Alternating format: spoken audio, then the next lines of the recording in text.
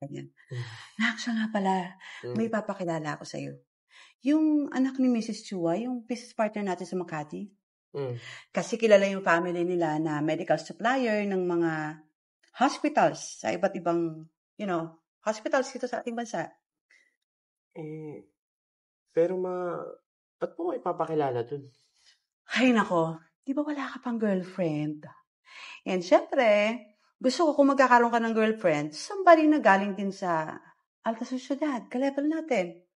Maganda ito para sa pagtatayo ko ng mga clinics, pwede natin magamit ang connections nila for our future investors, di ba?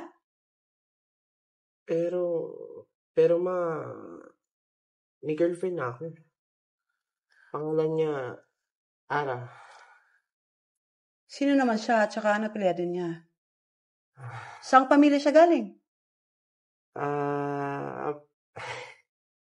Ang apelido niya po kasi ay Altamira. Sa totoo lang, hindi naman siya galing sa malaking pamilya eh. Simple lang yung pamumuhay nila. Hello? Oh, miss, ano nangyari sa'yo? Tulog po, sobrang sakit na po ng tiyan ko.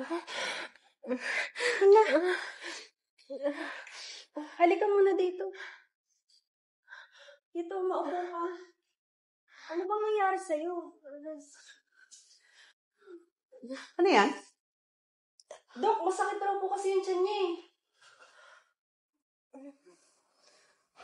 Palabasin. Hindi na kaya magbayad dito. Doon ka na lang pumunta sa RHU, libre magpatingin doon.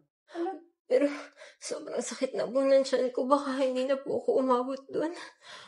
May pambayad ka ba? Kung meron, edi dito ka lang. Kung wala, edi alis. Ako, miss, dinudugo ka na. Halika na.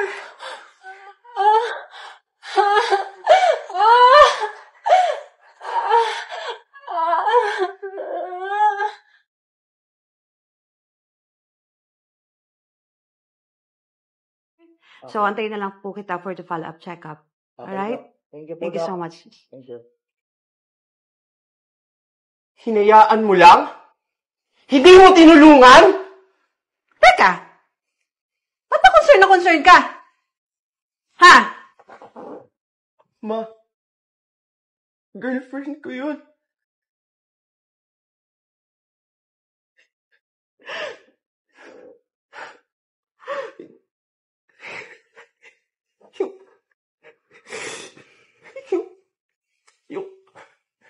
Yung anak ko.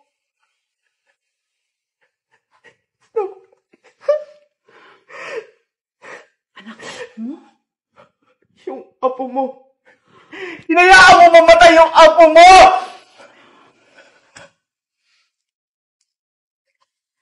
Sorry anak, hindi ko alam. Ay, hindi ba? Ang alam ko, wala ka namang girlfriend. Oh my God.